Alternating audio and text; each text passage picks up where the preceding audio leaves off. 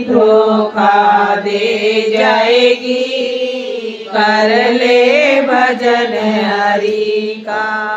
संतों ने कहा, ए भाई, इस जिंदगी का कोई भरोसा नहीं है। तो ये बात हमें कब समझ में आई?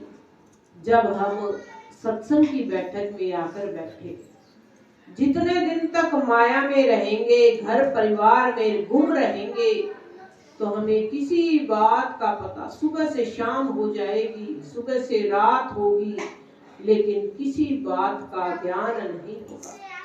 ज्ञान जब होता है जब हम सत्संग की बैठक में जाते हैं। सत्संग में अनमोल हीरे मिलते हैं। अनमोल हीरे कौन से हीरे? मिलते हैं हीरे पर मिलते हैं धीरे धीरे। जिसने खोज निकाली महिमा सत्संग की। ये सत्संग है, यहाँ पर हीरे मिलते हैं, लेकिन धीरे धीरे मिलते हैं। हम सत्संग में आए, गुरु महाराज की शरण में आए। गुरु महाराज ने हमें बताया कि हे ब्रह्मात्माओं, आप इस संसार में इस झूठे खेल को देखने के लिए आए हो, और इस खेल को देखकर हमें अपने घर परम धाम जाना है। इस झूठे खेल को, ये नश्वर खेल है, इसको हंसकर छोड़ दो, नहीं तो एक दिन छूट जाएगा, अपने आप इसको छोड़ना पड़ेगा। गुरु महाराज ने हमें इस बात का ज्ञान दिया कि आप तो दिव्य धाम, परम धाम से इस खेल में, झूठे खेल को देखने आए हो। वो हमारा परम धाम कैसा है? वो हमारा दिव्य धाम आनंद धाम है, जहां पर कमी की कमी है, यानी पूर्ण है। वो कोई कमी नहीं है। संसार में तो हर चीज अपूर्ण है, हर चीज में कमी होती है। हर चीज कितनी बढ़िया बना लो।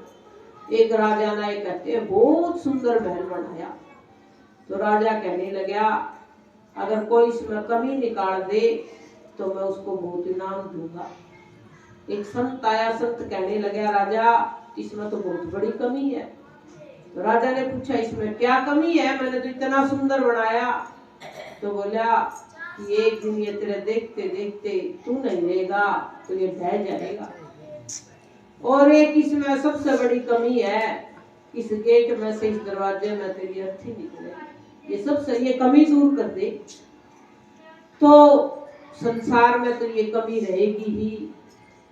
परम धाम, दिव्य धाम में ये कमी नहीं है।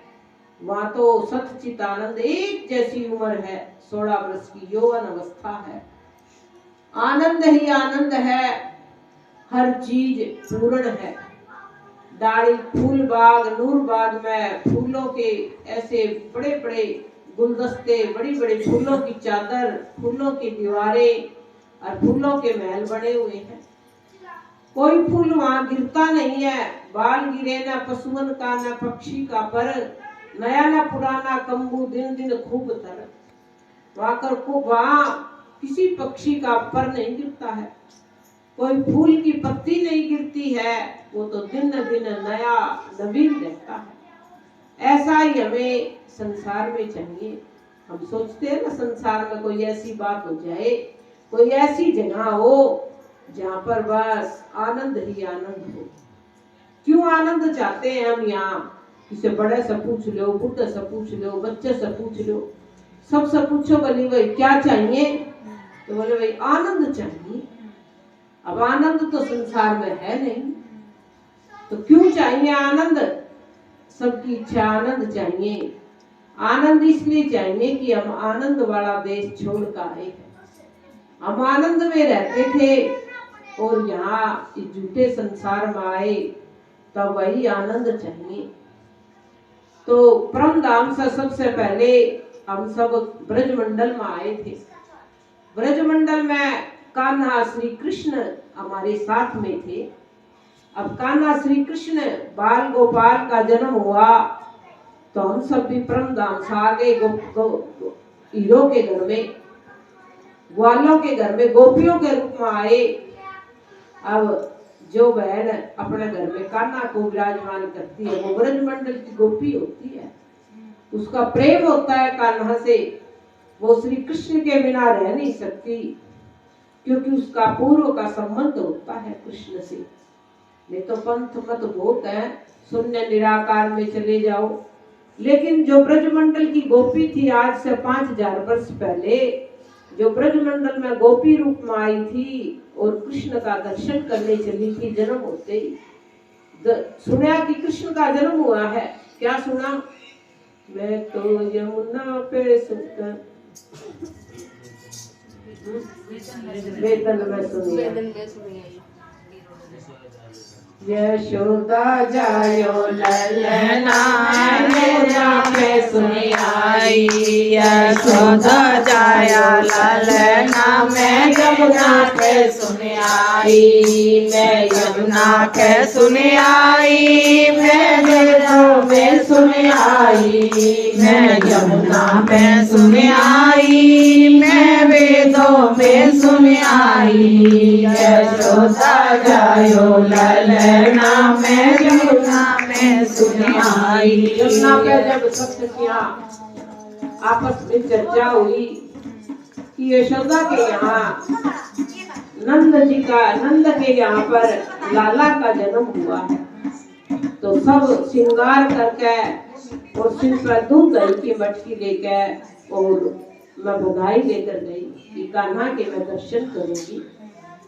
और जब कान्हा यमुना पर जाते तो मैं पीछे पीछे रहती थी। हर समय ब्रजमंडल में जब गोपियां थी तो गोपियों के मन में यही इच्छा थी कि कृष्ण का दर्शन कब करें। घर परिवार की सुधि नहीं रहती थी। जब कान्हा बंसी बजाते तो सखियों का हृदय दौड़ जाता था। तो ब्रजमंडल में सब सखियां आई थी कृष्ण के पास, चारों तरफ रहती थी। जब कृष्ण 11 साल के हुए और 52 दिन के बाद में बंसरी बजी तो सब सखियां दौड़ दौड़ कर गई थी। रास के अंदर रास रमण हुआ था। भगवान श्री कृष्ण ने कहा कि ये गोपियों, रात के समय क्यों आई हो? तुम्हें नहीं आना चाहिए था। रात का समय वन है, अंधकार है, शेर चीते बाघ, और जाओ वापिस चली जाओ।